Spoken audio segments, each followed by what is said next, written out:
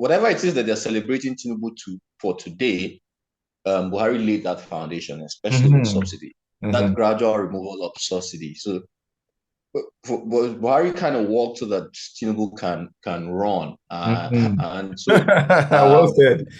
That could be another title for the piece, actually. Yeah, I mean, you've summarized it perfectly there. In this episode, we thought that we should talk about maybe kind of assess the Buhari era and what that meant for Nigeria. And nobody should ask me to come and give any evidence in any court. Otherwise, whoever it is, he will be in trouble. Not with a view to it's not like we're looking to compare Buhari with his predecessor, but just to see where Nigeria as a country, how it fared under the Buhari regime. And one way that we thought to do so was to interrogate this piece that Said wrote for Africa as a Country not too long ago, titled Buharism is Dead. Long live Buharism. Yep. So I don't know. Perhaps one place to start this is to ask Said himself, what was going through his mind and what prompted him to write this article. Nice one. And and why he thinks I think basically what was going through his mind, and why he thought that it was something worth taking a stab at. So Said, if you don't mind, I think our viewers would like to, our listeners rather, would like to hear you on this. Okay, fair enough. Thanks for that. I mean, also it's nice to be sitting on the chair this time on the interviewee side rather than posing questions, because I'm often posing the questions, but the subsidy on questions is gone. So I mean, no, but more seriously, I guess on the question of what inspired the piece, probably a couple of things. One is a recognition that even if in left consciousness in Nigeria, like even if in discussions within left groups, people recognize Buhari as kind of dictatorial, largely speaking, I think there's still some murkiness about his ideological commitments. I think a lot of people do see him as, like, people seemed uncertain. And this is partially informed by some of the early euphoria and hype around the Buhari and APC 2015 election campaign. So I feel that campaign really muddied the waters for a lot of people, both in the left and in general, about what Buhari represented. It was particularly worrying in the left because you would expect, I guess, leftists for it to be more obvious who Buhari was, especially because a lot of people in the left were around, like alive during the first Buhari administration, right? So that he seemed like this change candidate and that the APC seemed progressive, in quotes, to a lot of people on the left was quite unfortunate and worrying. And this is one of the things I wanted to try to address in the piece. But secondly, I think even in public consciousness, particularly after the 2019 election, there had emerged this kind of discourse around Buhari as a socialist. And I think the Atiku campaign in 2019 fed that notion to some extent, because they were trying to find some creative way to differentiate themselves from Buhari, which was a challenge, given that Atiku is very similar to Buhari on various, like based on the kinds of criteria that you choose candidates in Nigeria often, in terms of He's being a northern old guy, and also even in economic terms. So I think they really force this kind of differentiation, the sort of thing you see in American politics, where if somebody is slightly left of you, then you say the person a, is a communist. Or if somebody says, "Oh, I want to do this or that with the state," then you just kind of make out this hyperbole.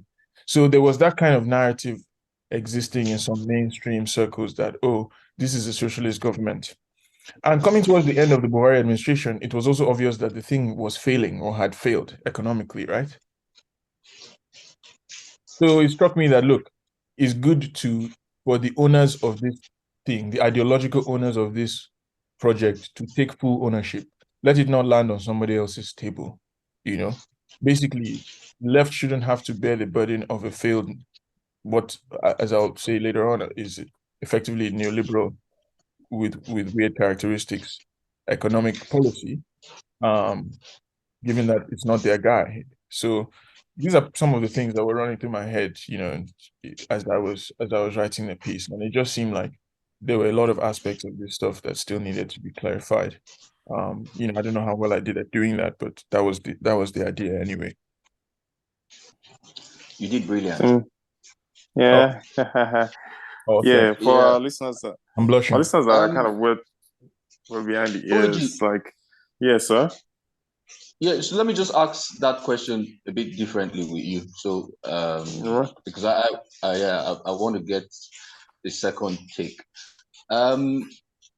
With respect to the left now, listening to Said, would you say that? I mean, because what I hear Said say is that Said is trying to, part of the reason, or one of the reasons, I mean, one that strikes me as more important or most important, is that he's trying to rescue the left from being lumped up with, the Buhari madness, as it were. Those 8 years of, if you like, stagnation. Would you say that there was absolute need to do that? Giving, and you can read from Said's article that part of what gave the impetus to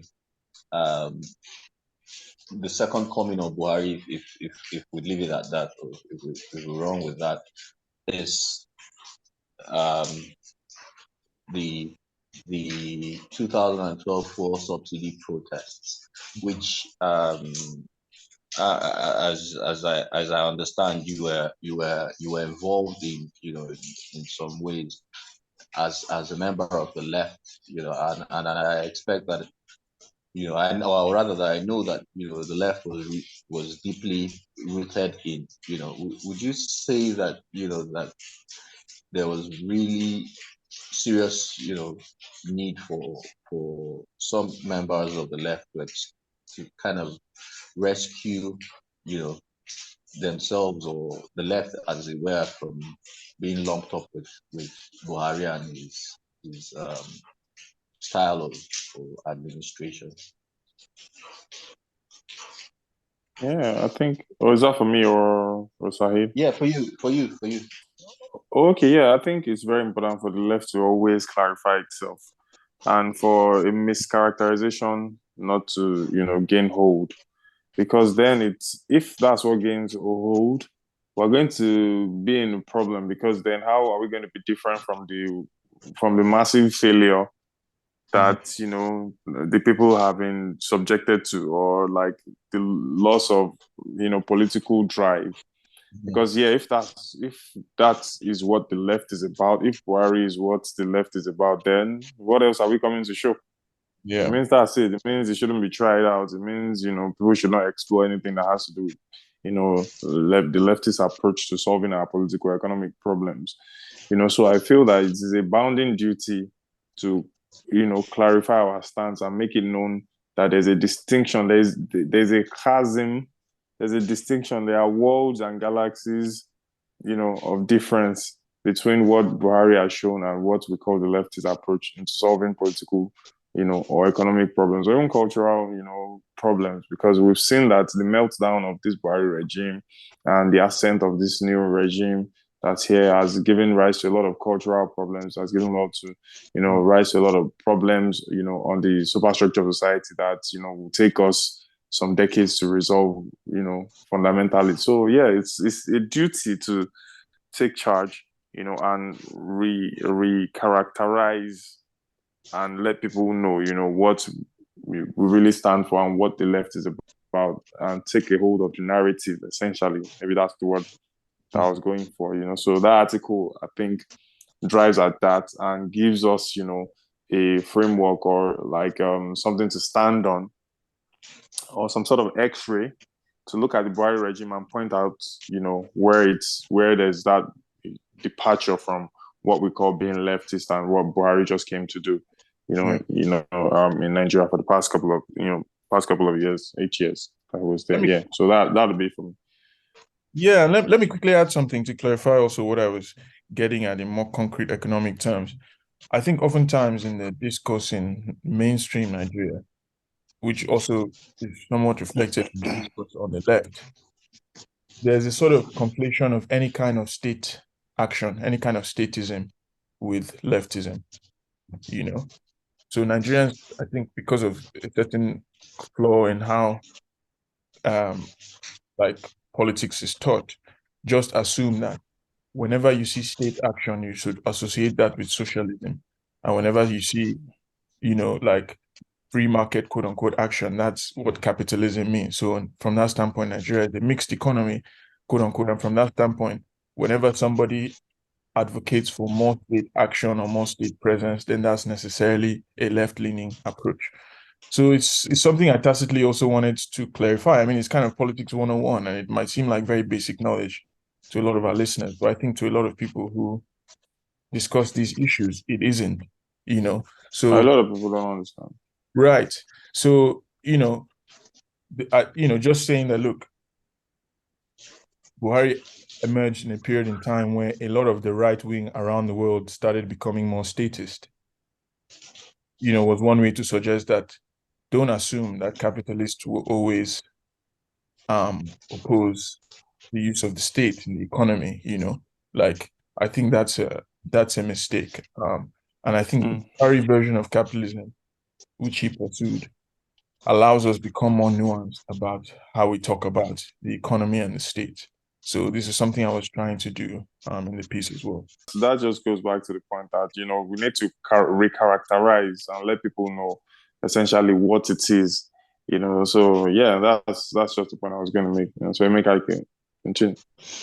Yeah. Okay. So I mean, yeah. So yeah. If I hear you correctly, you're saying, I mean, and you say this much, that Buhari's emergence coincides with a period, in world history that has been termed the end of history, right? Mm-hmm. Yeah, correct. Okay, yeah. And I mean, for me, if I was to title this essay, I'd probably title it Buhari no be leftist. So they know. Yeah. But for now, what I think I'm trying to understand is this. I mean, don't you think that it's also that somewhere, in your subconscious, that there's also this lingering disenchantment with the Nigerian left, in its inability to even come up with a body of program that distinguishes it from, what Buharism is, or what Atiku would have stood for, to the point that, just regular political observers would want to conflate Buharism with leftism in the first place. Because I asked this knowing that, as far as I'm concerned, the only time in the history of Nigeria where this has ever been done was a body of work that was co-authored by Badi Onimode and Olaoni, which so it was in 3 parts, I think. But the irony of all of this is that we can't even find the texts. We don't even know where People's Manifesto is. We don't know. There's a second title, is it the socialist alternative? So isn't it true that we're in this conundrum because the left hasn't even pulled its own weight, at least not in recent times.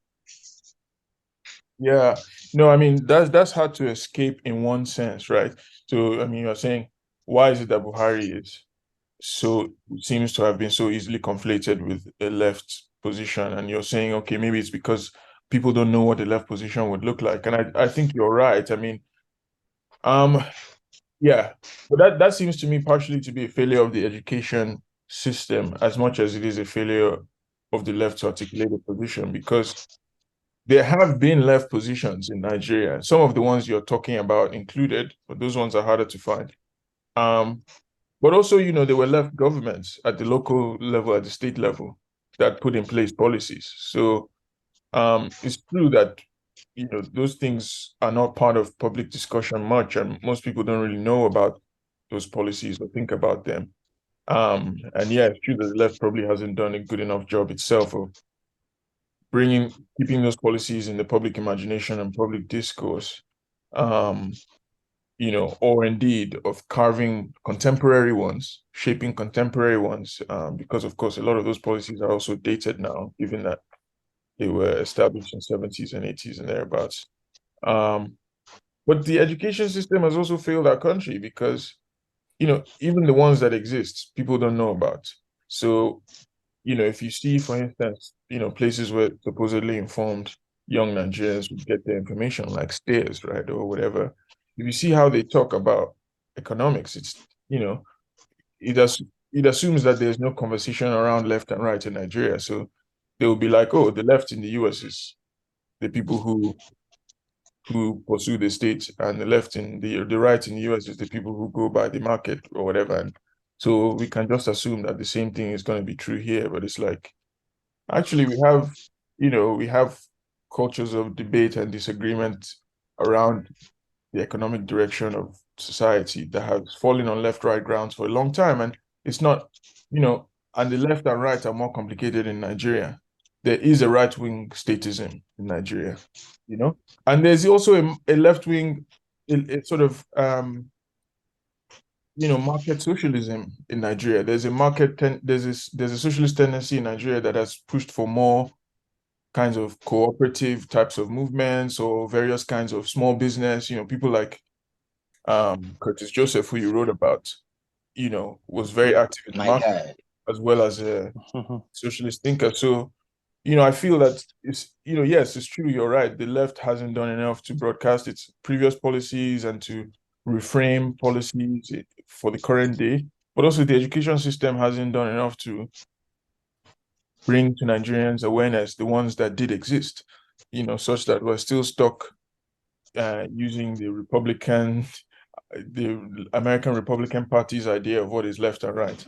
The American Republican Party says, oh, if you do it, then you're a communist, but like us, if you do free market. So it's the Reaganite version of left and right that people like Stairs are pushing or whatever, which, by the way, is outdated in America itself, not to talk of Nigeria. So that's part of what I was saying in the piece, is that even in America, I mean, Trump is doing Trump bucks, Trump is doing cash transfer. Trump is saying, oh, we need to bring back manufacturing. Import tariffs, all that. Trump is doing import tariffs. They're doing, like, Modi is doing currency management. Is Narendra Modi, who did, wanted to do immediate cash swap like Buhari did. So, but we can't think about contemporary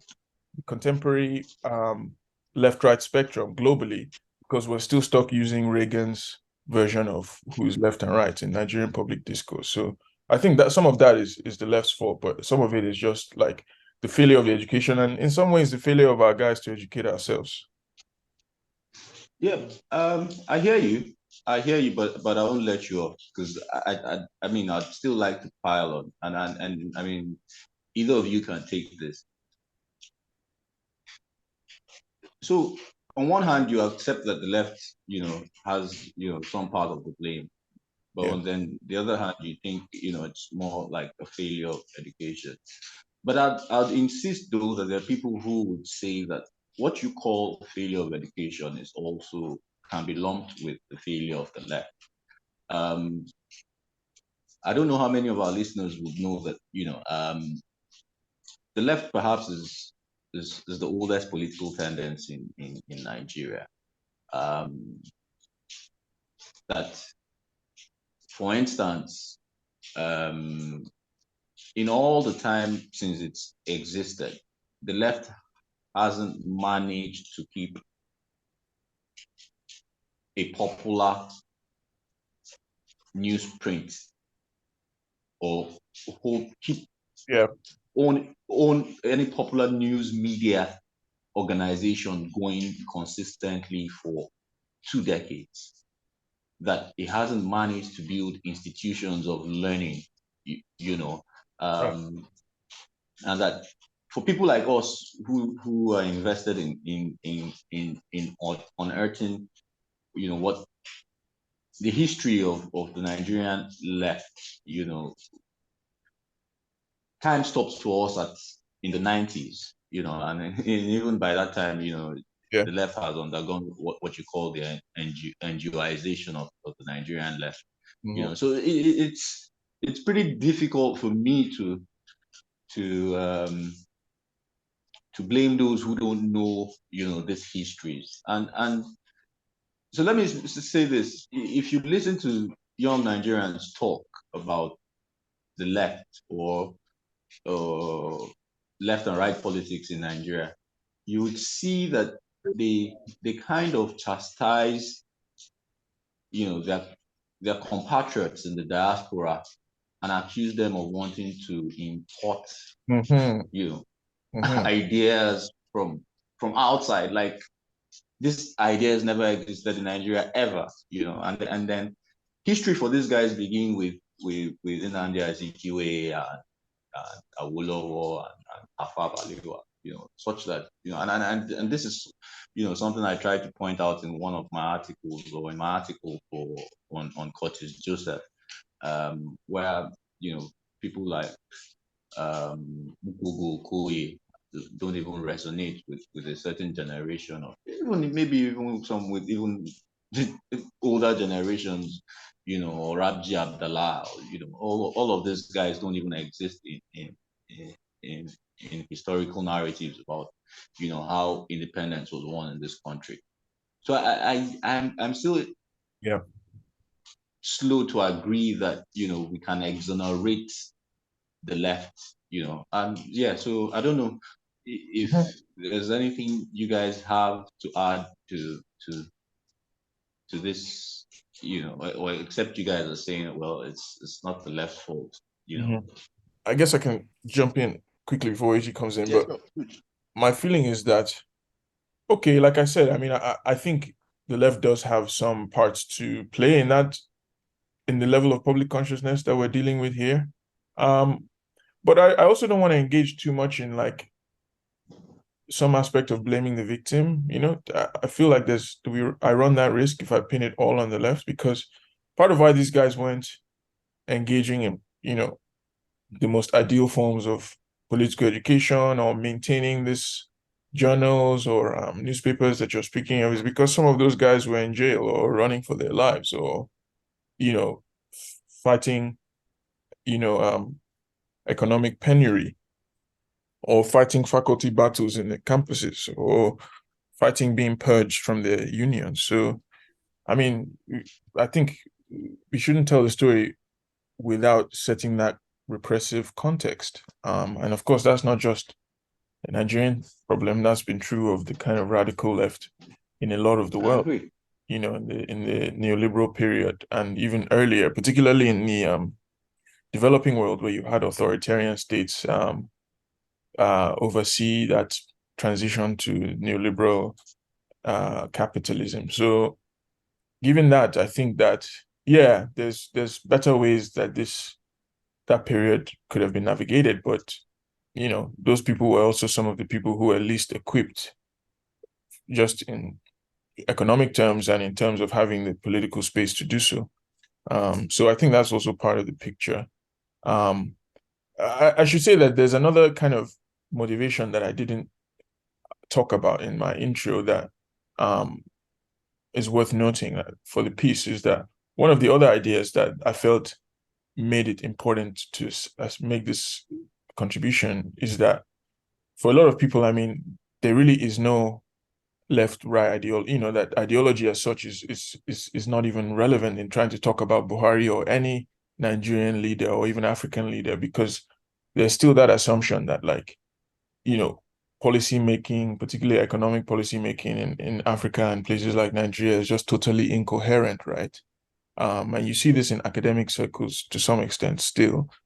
And you certainly see it in a lot of discourse, which just assumes that, oh, these guys are totally just kleptocrats, or they're totally just, like they have no real project. They're just kind of spinning in circles. And I think that also became quite popular during the Buhari era, because on the surface, it really did look a lot of times like they were doing absolute nonsense.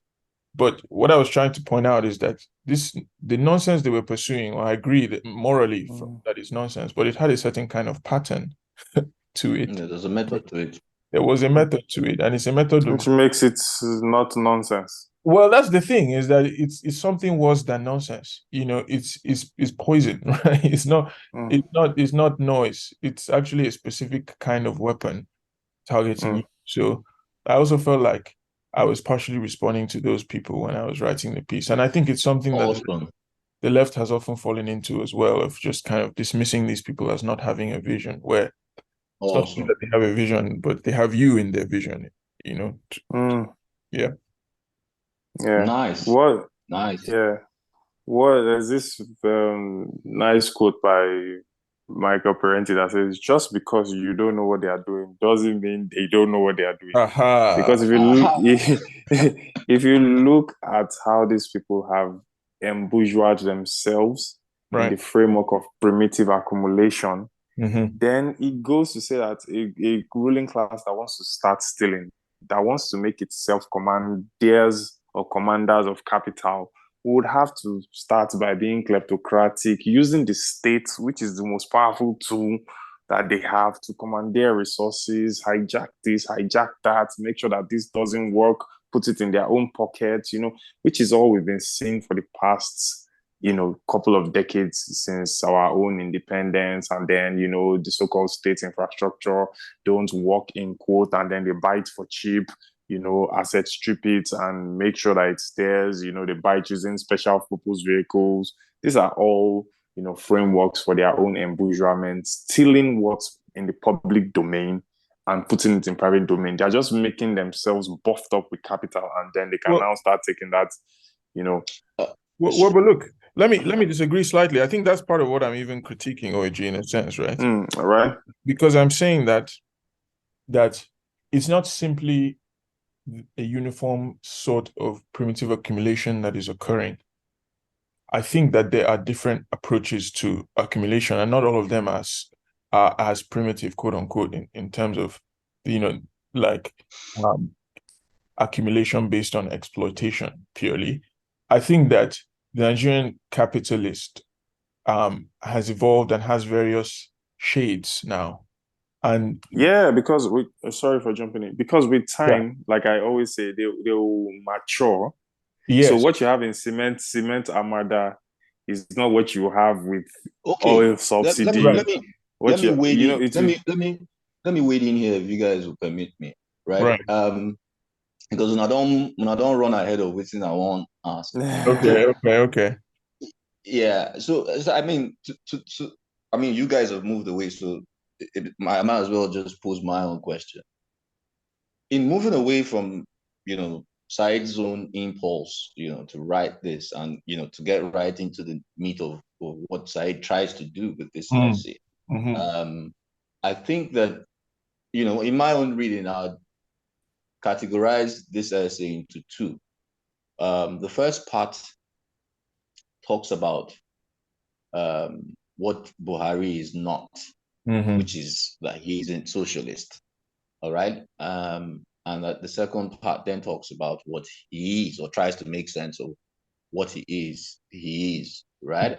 So in that regard, let's do this. Let's try and deal with the first part, which side where side says that Buhari is not socialist, and how he says, the arguments he makes for saying that that Buhari is not socialist. So he's given the background already, how Buhari emerged, and what that emergence then means,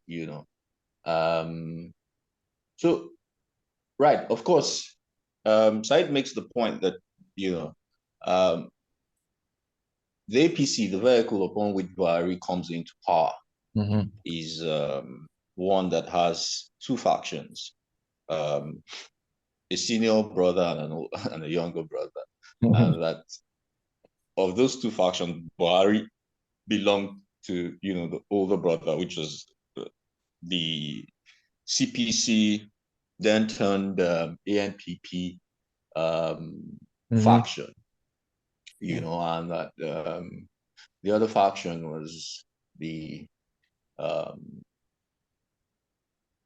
ACN, from the south. From the southwest. So it's basically, and this is not Said's words, these are my own words. So if you come for me, come for me. It's basically a handshake across the Niger, but one that seemed to have occurred along the western corridors of Nigeria, say the northwest and the southwest. Okay, because I'm not entirely convinced that it was a handshake between the southwest and the entire northern Nigeria. You can't convince me that way, right? So that this coalition, that came, that was birthed in 2014 and then drove Jonathan out of power and PDP out of power in 2015, had some ideological, differences, which compounded, the understanding of who Buhari really was. Right. We could talk about him in the past. That good riddance, bad rubbish. But exactly. Said, could you just run us through how you arrived at this? At the need for unpacking this part of what makes it a thorny issue, what makes it very complex, and what makes it hard to understand. Yeah, no, I think you've put that well. So basically, I'm trying to say, okay, when trying to think through what Buhari represented, I thought I needed to start from where people were, and try to ask the question, like, why did people even think he was a socialist in the first place, right? Or had this left-leaning thing. And it seemed to really come primarily from, his participation, the APC's connection to the Occupy movement, the fact that, like, opposition to austerity is part of what brought them popular support. And it also seemed to partially come from the progressive kind of aura that they sort of sculpted around themselves. And I think Tinubu was crucial in kind of sculpting that progressive aura, right? In fact, it was the Tinubu faction of the party, the Southwestern AC and AC faction, that insisted that they retain that kind of symbolism in their party manifesto, in their discussions, and he also, in that 2015 election, was characterizing the PDP as the conservative alternative and the APC as the progressive alternative. So, for all of these reasons, one can almost forgive the analysts who at that point in time were expressing hope about of progressive change, right, from a left standpoint. But what all of that missed is the fact that this coalition was firstly very new, and that if you look at the antecedents of both parties to that coalition, neither of them really were coming from a left perspective. I mean, you can argue that the Tinubu aspect has some distant connection to the First Republic, the First and Second Republics, Southwestern, like socialist or social democratic tradition. You can argue that, but you have to trace those, that trajectory more seriously, to really make the case that it still exists. And if you do try to trace that trajectory, you'll see that it has been transformed totally. I mean, what used to be a kind of Southwestern progressive political tradition has mostly died out, and what remains now is not only a shadow of that, but a zombie in a sense of that, right? It's become um, a much more obviously neoliberal, but also violent kind of political tradition. So if that's what you're using to talk about Buhari as a progressive or socialist, then that itself is absurd, not only because that tradition has evolved so dramatically, but also because Buhari doesn't come out of that tradition. He comes out of a totally different tradition, and that's what I try to then analyze in the second part of the piece. Like, what does he really come out of? But one thing I missed pointing out when I was trying to talk about the factionalism of the APC is that I've talked about the ACN, AC people. I talked about the AMPP people, the Buhari side. I forgot to mention the PDP side of the APC, the NPDP faction of the APC, Yeah, right? that's right. Which, so if you're saying that the PDP is conservative, which is what Tinubu was saying, then how do you account for the fact that the PDP is also part of the nucleus of your party, including people like Atiku, who at the time was an APC person, including people like Saraki, including people like El Rufai, who had come out of the Obasanjo government? So, They were passing through. well, I mean, but some of them are still there. People like so, and their ideas are still there. Their ideas were still embedded in the manifesto. Their ideas still shape how the party operated. So it just It's an suggested important point you're making. Especially if you consider how Tinubu then comes into power, yes. and the discord between, well, seeming discord between people like El Rufai and and um, and his former principal, that's Buhari now. Well, but you see, what And his fascinates me about that is that these guys can have seeming discord for 1 minute and then seem to be able to patch things up really quickly the next moment. And I think part and of that's why discord is seeming. It's not exactly. there. Oh, I agree. And part of why they're able to patch things up so quickly is because I feel they actually have a lot of economic and ideological common ground.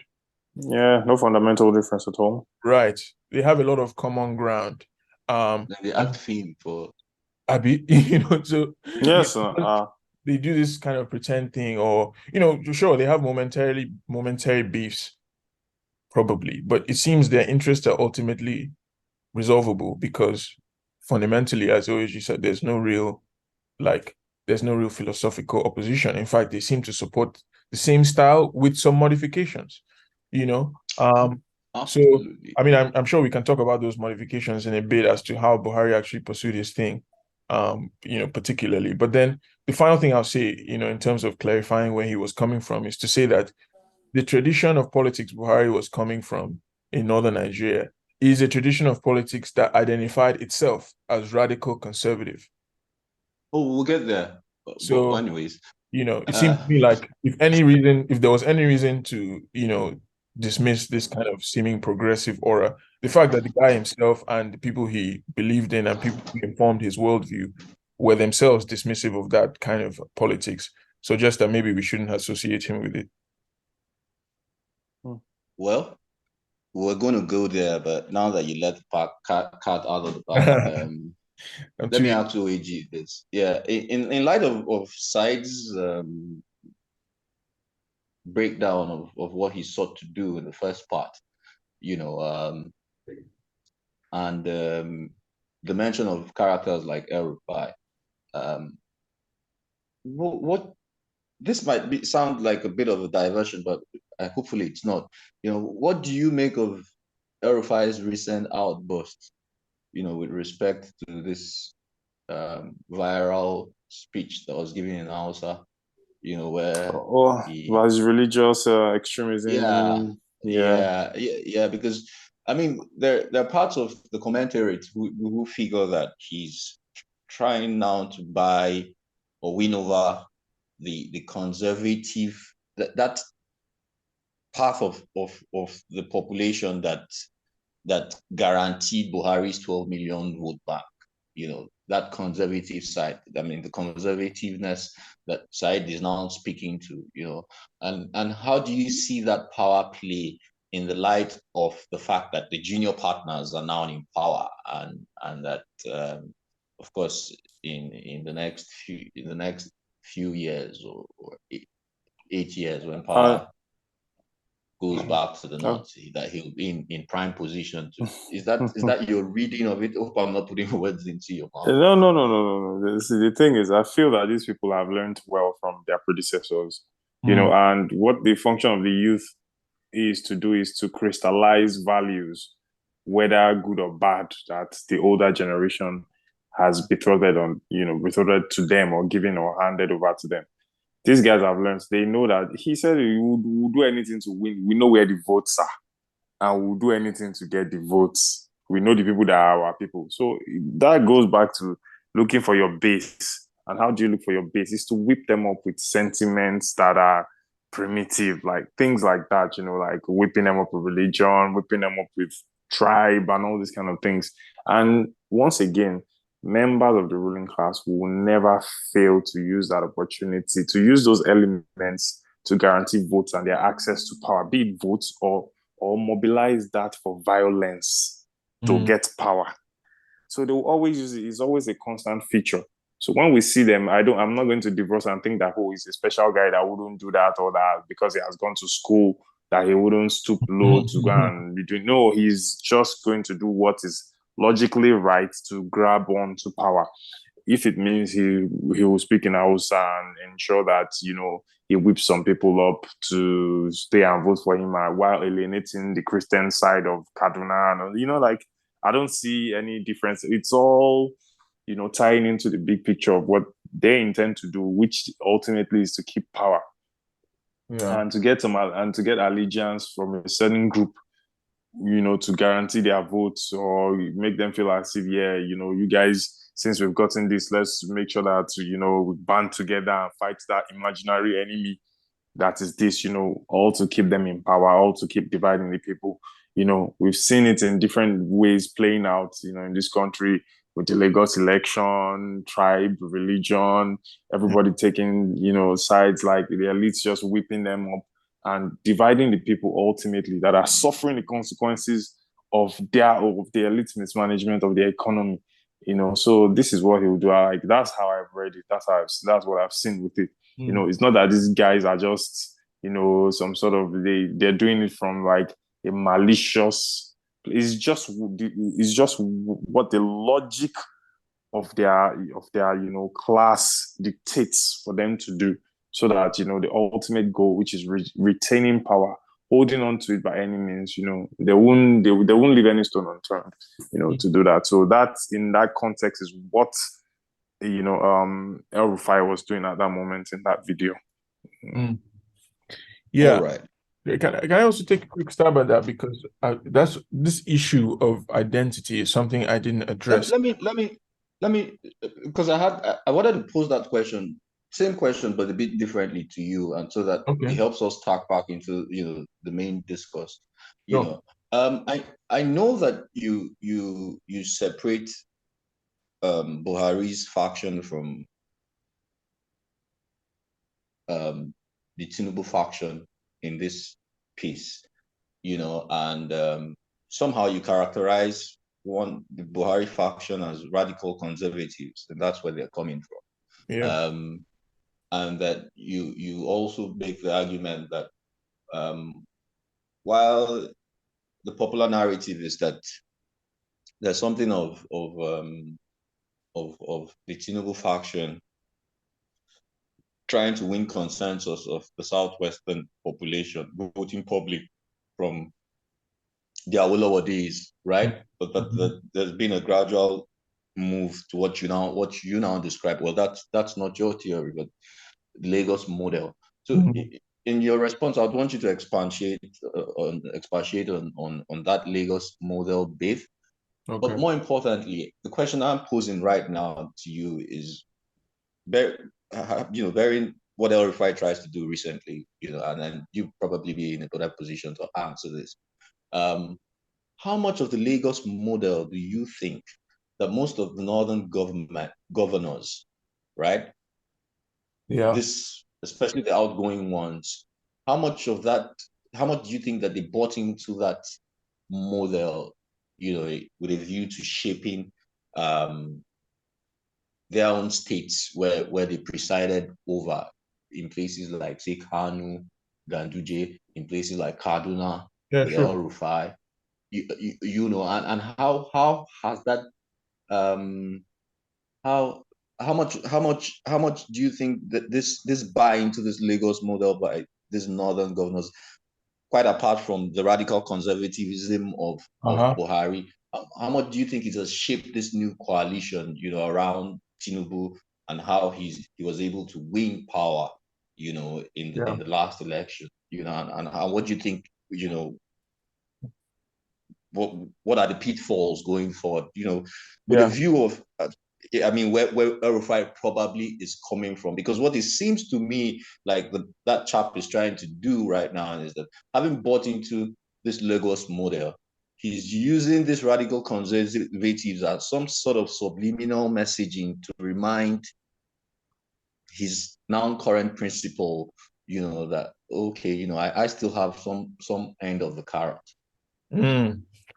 Yeah, I really like that question. And I think there's maybe a second piece that I feel inspired to based on that question. About I guess the Tinubu coalition, because it's an interesting coalition. But before I get back to that, which I think is really where the heart of your question lies, one distinction I want to draw that I think will help us understand what I meant when I was talking about radical conservatives is a distinction between the cultural politics of Buhari and the economics of Buhari. So the piece did not really talk about the cultural politics of Buhari, which is a really fascinating subject that I think I would like to explore. And I think some people have explored much more effectively than me. There's a scholar, Alex Thurston, who has been writing around. Yeah, I think I read Alex. Yeah, he's been writing about the transformation of northern Nigerian Islam. Him amongst other scholars, and the intersection of Islam and politics in northern Nigeria and how it shifted in the 2000s. And I think that kind of writing will give you a lot of insight into the cultural politics of Buhari, which I agree has conservative aspects to it as well. And that radical conservatism does have a cultural component, that's kind of has a chauvinistic kind of undertone.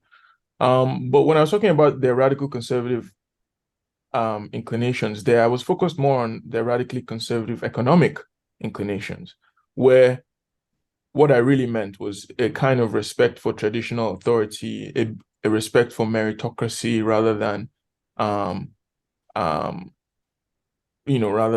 kind of a situation where the state tries to create a level playing field for all Nigerians. Belief that this new bourgeoisie, people who kind of came out of the bureaucracy of the army or in the market, should gain some level of respect in society that mirrors, if it doesn't, or that approximates, even if it doesn't reach the level of respect and economic wherewithal that the traditional institutions got received in northern Nigeria. So and there's more I can say about that, but that's the kind of, I believe that's an economic philosophy. It's a question of how you allocate resources in society, and there they have a conservative approach. So I think it is related to their cultural politics, but it can be distinguished somewhat from their cultural politics still. It's not exactly they intersect, if you see what I'm saying, but I think you'll talk about them as I think that you'd make this point clearer if you kind of insert the role of the Kaduna mafia into right, because I think I think that's yes. So this is where the Kaduna mafia comes in, is that this is a group of people. I mean, I think the name gives them too much credit. They're much less. They're much less mafiosi like. Exactly. They're much less shadowy and like effective than the name might suggest, right? But a lot of them were intellectuals, a lot of them were former army guys. Some of them were, came out of the Sarauta system, the traditional aristocracy, right? But I think so there was that link to the traditional aristocracy. And I think a lot of what they shared is a respect for constituted authority, but also a desire for this new elite to emerge, a new kind of intellectual elite that was not exactly kind of the dyed in the wool traditionalist, because they saw themselves as modernists. But what did they have a disdain for? What I mean, I think they had a disdain for the leftists for sure. I mean, some they and they said as much, and there was a very kind of a long-running battle between people like Ibrahim Tahir, who was one of Buhari's inspirations, and people like Yusuf Bala Osman. I mean, they clashed regularly, and in fact, they constituted the kind of left and right of social science within ABU. Because they were regularly debating, about the future of Nigerian society. They had a disdain for people who wanted to redistribute radically, because their version of the economy is one where, you create enabling conditions for the best of the best to rise up, and then you still preserve the aristocracy. And then the aristocracy and the best of the best, quote unquote, from the bourgeoisie will collaborate to change society, but at a pace that was manageable for the existing owners of power. You see what I mean? So they had the kind of, they were less traditionalist than Sardana, but they had a lot of respect for Sardana, because they're like, these people are the custodians of culture and society going back generations. So we can't throw them away like the radicals are trying to do. But we also need to create space for a modern elite to emerge. People coming out of the army, people coming out of campuses, people coming out of business. So they wanted to strike some middle ground, basically. And their conception of radical is modern. So they saw themselves as modern conservatives, in the Nigerian context. So, they can transition from wearing these really well-tailored kaftans to wearing suits. They can transition from central bank to the to being emir. They can transition from being we don't see your example already. Exactly. So that's the kind of school who be the example. Maybe Sanusi. So that's the kind of approach I think come out of, and people like El-Rufai, are very much students of that school, right? They respect tradition, but they also want to create conditions for the so deserving, smart, quote unquote, non-high-born Northern Nigerians to have a path towards accumulation. I think that's how, and they see the state as one of the ways to accomplish that.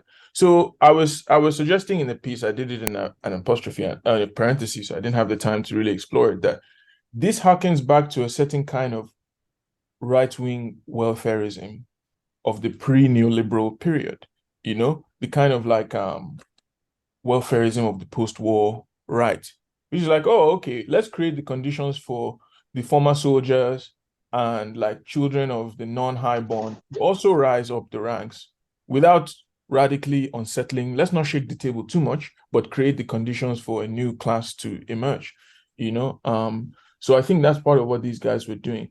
And to the second part of the question, in terms of, okay, how does this,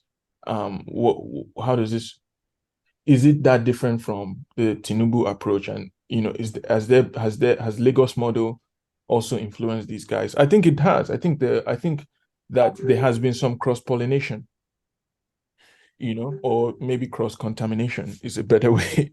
But yeah, they certainly, they've not been firewalled, these kinds of ideas. So you see El-Rufai actually even saying publicly that, what Tinubu achieved in Lagos is something that inspires them. Even the former Borno State governor, who is now the VP, was saying this when he was governor, and says this till today, that what Tinubu achieved in Lagos is something that inspires them. What do you think what do you think? Given the foregoing, what you've tried to um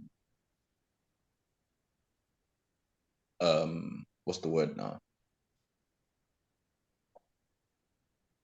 All that all that you've been saying, how you've tried to unpack this discourse, right? What do you think Erufai finds attractive about it? Because if I hear you correctly, that time when Ibrahim Tahir and the Cambridge School and the Kaduna mafia, as they're known, tried to do this. I think that they might have been paying attention to the society that existed at the time. Yes. Right? Yes. To say that society has been stagnant would be to lie to ourselves today, right? Absolutely. And part of what I think that Lagos model exemplifies, especially when you look at it, and I think I'm comfortable talking about this because this is somewhere that I've spent most of my life, is that what the Lagos model, apart from infrastructural development, which I think that you allude to, and something that Buhari borrows from the Lagos model itself, that investment in infrastructure, even if bloated, isn't one of the hallmarks of what the Lagos model is, really. Part of what the Lagos model is, essentially, is that it has managed to subjugate the traditional institutions, the Orbas, and all what. Yeah. And I figure that when you take a character like Ganduje, you see what he did with, Sanusi, and where he got the infantry to do that. And what did Buhari do? So I'm not quite convinced that, this school of thought, this radical conservatives, as you call them, weren't even disdained by the traditional aristocracy, but that they couldn't move too fast, as it were, at the time, and that's where I find a character like Erufai very dangerous, to be honest. But you might, No, that's a fascinating question or set of provocations. I mean, so I think I want to respond to that in two ways. I mean, there's a question you raised earlier, like what were those radical conservatives against? And I said cheekily that one of the people they were against is the left, obviously, but they were also against another faction of the right. And that was the faction of the right that sought to rapidly dismantle the state. So in the 80s, when Buhari first emerged, he was trying to prevent one version of structural adjustment from happening, basically. He wanted to slow down the IMF version, or at least to create some obstacles to the IMF version, because they felt like the beneficiaries. I was hoping that we would broach this next, but go ahead.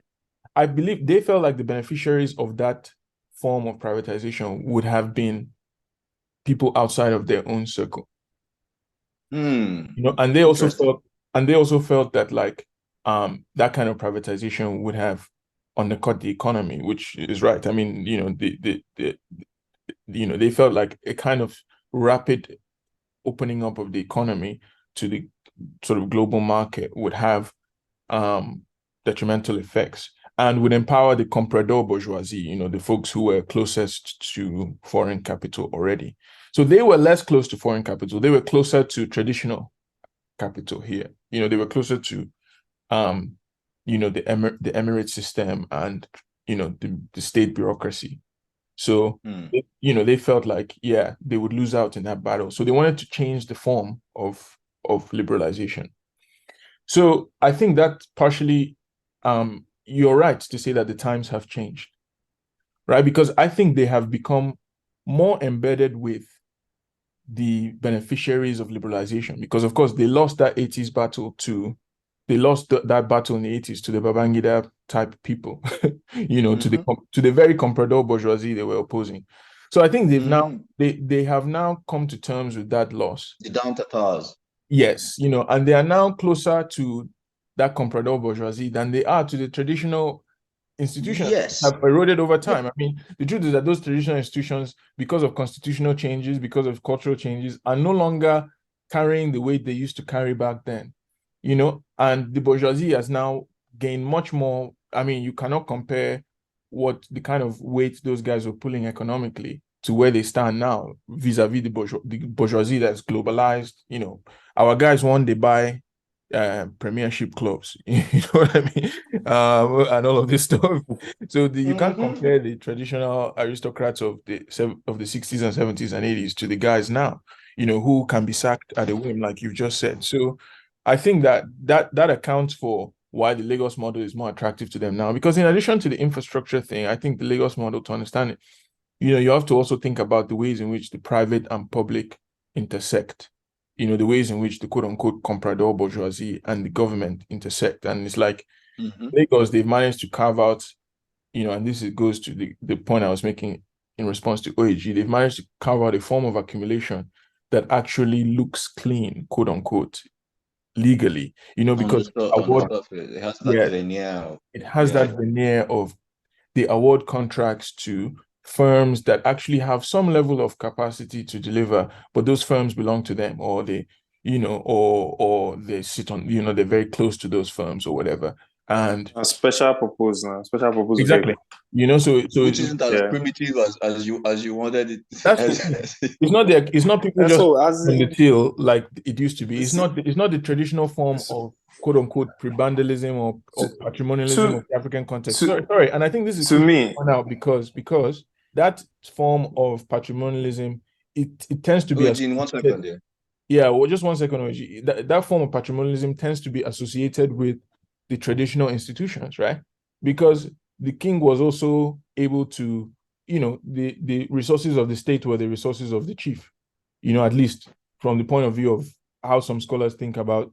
So, they want to trace a line between that form of predation and contemporary African elite predation. But the Lagos model is a slightly different form of predation. It's not like, just stealing from the till. Is that you're actually awarding the contract, you're doing PPPs and all this shit, but secretly you're also part of the process at various stages, like we explored with the Zimbabwean farmers, etc. So, I mean, I think that we've moved from the native authority aspect of administrative systems to a more modern, which is where even the Lagos model transitions beyond what the Awolowo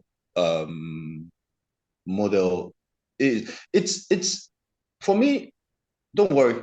Let's get OAG's response. It's more important than what I have to say because I need to. Yeah, like I was saying, like if you listen to some of our episodes, I say that these people, when they mature, they come up with other ways of stealing, which you're not doing anything. You're still using the state, which is the most important tool to guarantee that transfer. So those guys that you mentioned, the native authority guys, they just found a way of getting full control and understanding of the state and how it links to global capital. And they're just using what they sit at top of to steal.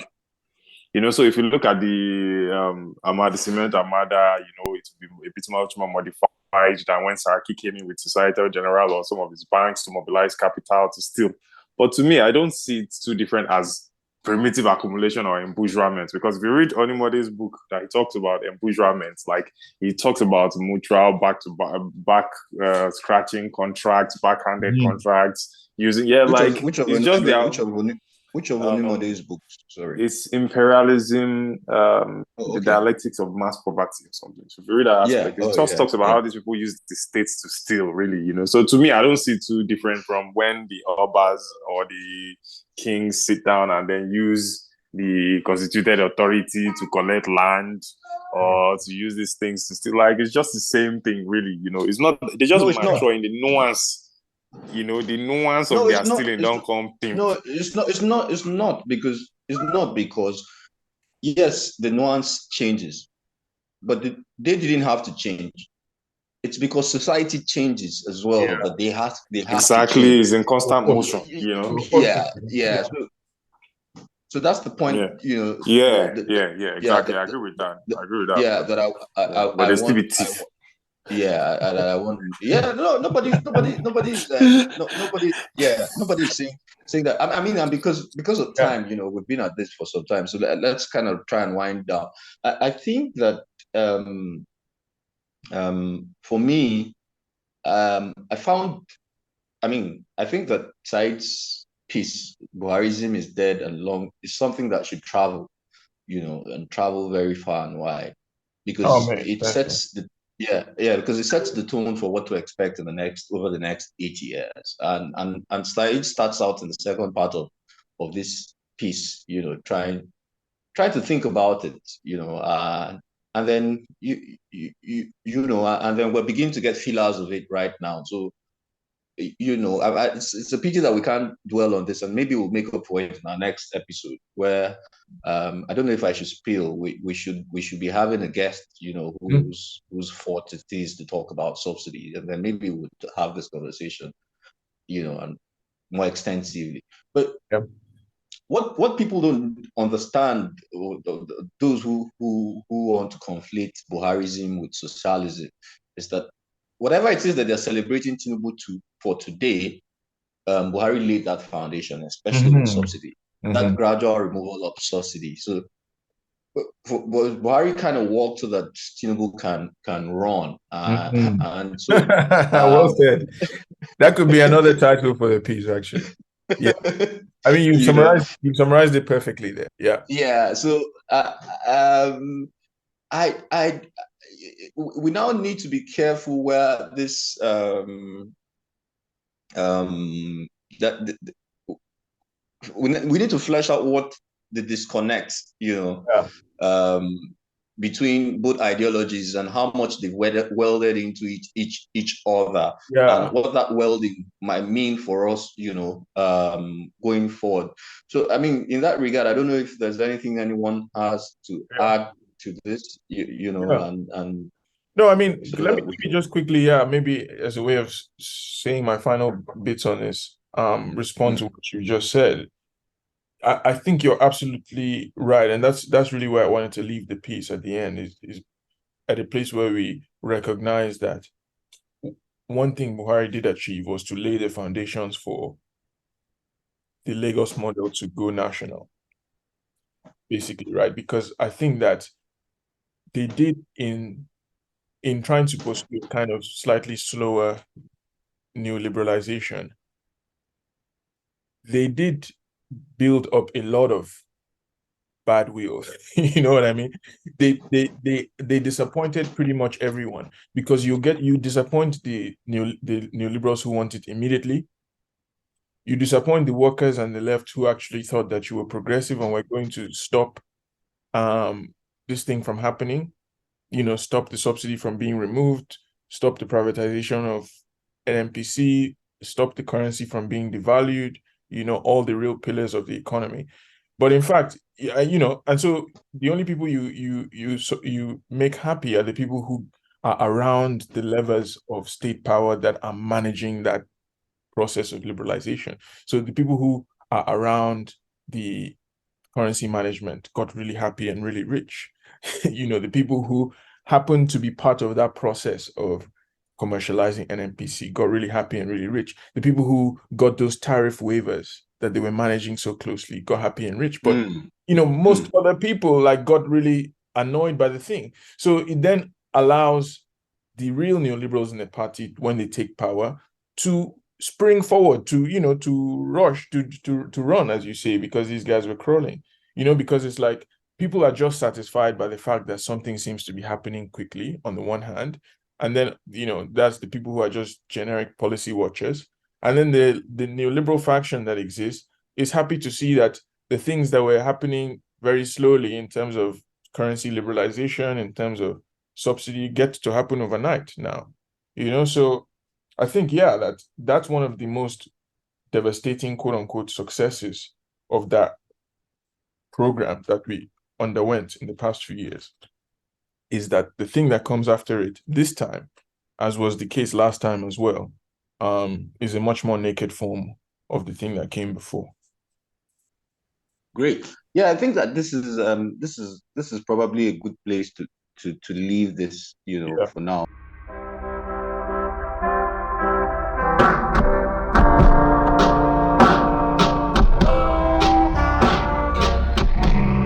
To add to what you said, and which is where I think we started this conversation, even though informally, is to say that it makes you wonder why people celebrate Emefiele's arrest, or his what's it called, his suspension, Right. and then for someone like me, I can't reconcile some of the ironies. So True. and then and then Mele Kyari is being celebrated as some sort of hero, whereas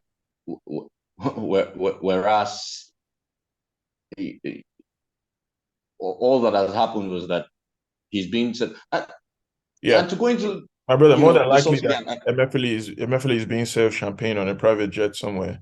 That's what and then people, so this is part of what the Lagos model does, build consensus, finds a way to build this consensus, around issues that seem thorny. I think that's what they are good at. But time would tell, and then we would see. It's a pity we couldn't go into the nitty-gritty bolts and nuts of how someone like Sanusi Lamido, it's a pity age is left. Yeah. Helps us unpack Buharism, even though in this said piece you don't quite he then stopped short, and deliberately too, if you ask me. I think so too. I think so too. And in a sense, Buhari, the guy himself tells the story of the transition of the APC, because he himself, I think, started out as more of a Buhariist, but now he's more of a Tinubuist, if I've read the tea leaves correctly. So I mean, well, yeah. All right. Nice so, one. Good question. Yeah. On that note, we'll call it a day.